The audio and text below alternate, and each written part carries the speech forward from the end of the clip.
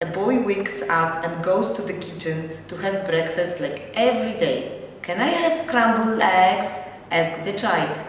His father gave him the dish and then he was surprised to see pancakes. "Maybe my dad lost his hearing during the night," thought the child to himself. But he asked him anyway without saying anything. After eating, he goes to get dressed. "Mom, can you give me the red t-shirt?" shouts the kid from his room. Instead, his mom comes to his room and gives him the orange t-shirt. "Maybe my mom lost her colorful vision during the night," he thought again. However, wears the orange t-shirt and he goes to the school. During the day, the child keeps wondering if anything has happened to his parents during the night. On his way back home, he thought that it's happening every day. "I need to do something with that." The evening, he looks around and saw his parents watching TV. "Maybe I should become a TV," he thought. So he cuts off a TV-like frame and goes to talk to his parents, thinking that this could work. The child is surprised to see that they didn't listen again. Next morning, when the child wakes up and goes to the breakfast, his father asks him to bring him the juice. Suddenly, the child had a brilliant idea. Instead of bringing the juice, he got him the shoes. Our aim behind this tool is to link the right to have the views of children taken into consideration and the 6th article, which states, "The child, for the full and harmonious development of his or her personality, needs love and understanding. He shall grow up in the care under the responsibility of his parents' affection, moral and material security."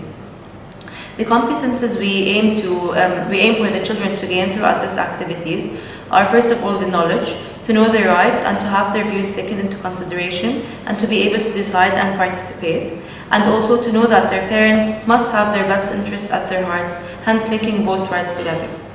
The skills this tool hopes the children would acquire after are decision-making skills, communication skills, comprehensive skills, active listening skills, and self-expression. And finally, the attitudes, they are divided into 2 things: respect for self and others, and understanding. As for the characteristics that this tool needs, for the age, we need kids between 8 and 11. The number of participants can vary between 15 and 25 kids per workshop. The length would take from an hour to an hour and a half. The space is not specified, it works anywhere, but it doesn't have to be a place that is really small. The material, we need 3 colored cards for each child, paper and markers, a beamer and a laptop if you think it is necessary.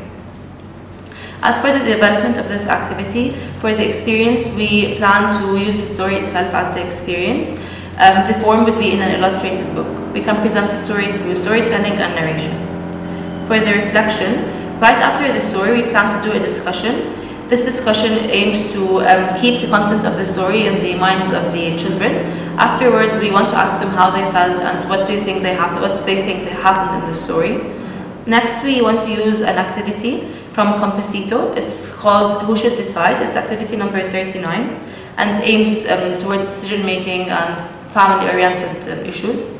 And then in the generalization, we will give them different decisions written on cards and ask them to divide them the decisions into groups: self-made decision, parent-based decisions, and joint-based decisions. Then we will have a talk. In this talk, we are going to discuss why each type of decision is made by the group, and then we will come to the conclusion that this decision is made by this specific person because it is related to love and understanding. And finally, in the application, we hope that they will maybe develop an outline where they can get involved in participative decision-making in daily activities where they can discuss that with their parents.